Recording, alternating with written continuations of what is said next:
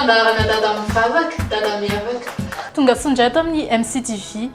fandarana vaovao iarahana amin'ireo raim-pianakaviana izarana tantaram-piainana fijoroana vavolombelona ary ihany koa fampianarana entina ampandrosiko raim-pianakaviana ary ihany koa ampahereo raim-pianakaviana androantsika dia ifampizara iaraka amin'ny zokerzo avy any Analamahitsy ary ihany koa zokiandry dia avy any Andavamamba. Fantanisika voalohany androany ary dia hoe inona zany tena nahatonga anao tafiona tamin'i Jesosy? Faly miarahaba ny sokisoana ihany koa dia faly miarahaba ihany koa ny mpanaraka ny fandarana MCTV dia eto ihany koa dia misaotra ny MCTV amin'ny nanasananay amin'ny fandarana dia ny antony nionako tamin'i Jesosy dia za isany hoe raim-pianakaviana tena tao anatin'ny ditsa tena isany raim-pianakaviana hoe nampahory vady aman-janaka dia tena nikorotana ny tokantrano tao anatin'izany dia rehefa nisy fotoana amin'izay nandeha namangy fianakaviana tany Andavamamba dia nifanena tamin'ny mpanompon'Andriamanitra dia nitoriany filazantsara hoe tsy efa ampy feo izy izay ditra izay fa tokony hivavaka amin'izay dia teo dia nanapa-kevitra dia tena nandray an'i Jesosy dia izay ny tena nionako tamin'i Jesosy. Faly miarahaba sokisoana dia miarahaba ny ekipan'ny MCTV rehetrarehetra dia miarahaba antsika mpanaraka amin'ny fandarana ihany koa ny tenako. Ny antony nahatonga anahy tao amin'i Jesosy dia za olona tena hoe mpanota, mpitsangatsanga, mpisotro, mpifoka, mpiloka, mpitenin-dratsy dia vokatra ireo fahotako ireo naika maty mihitsy, naika lasa dala indro, efa nandora tapako veta ihany koa tao anatin'izay.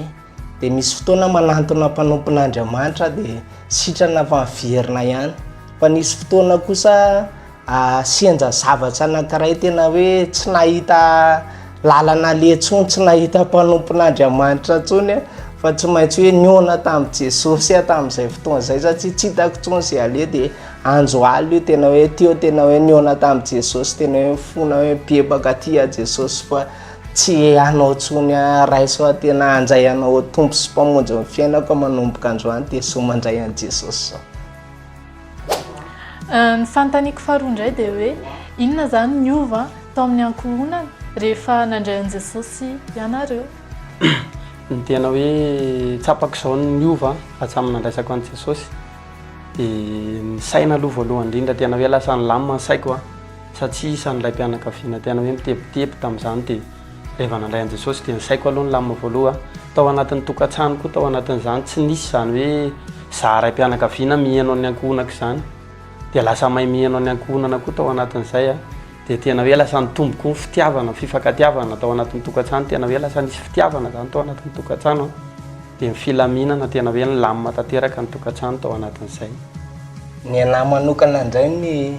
rehefa nandray an'i Jesosy dia niova teo amin'ny fiainako tao amin'ny tokantranonay niova lasa nanam-pitiavana dia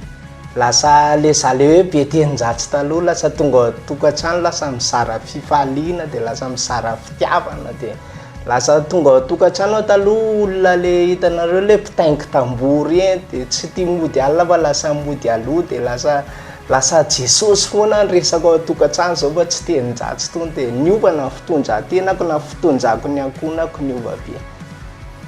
Fantaniana farany ary hoe inona zany tombony ao amin'ny ankohonanao rehefa hoe miaraka amin'i Jesosy ny raim-pianakaviana anankiray hoe ianao?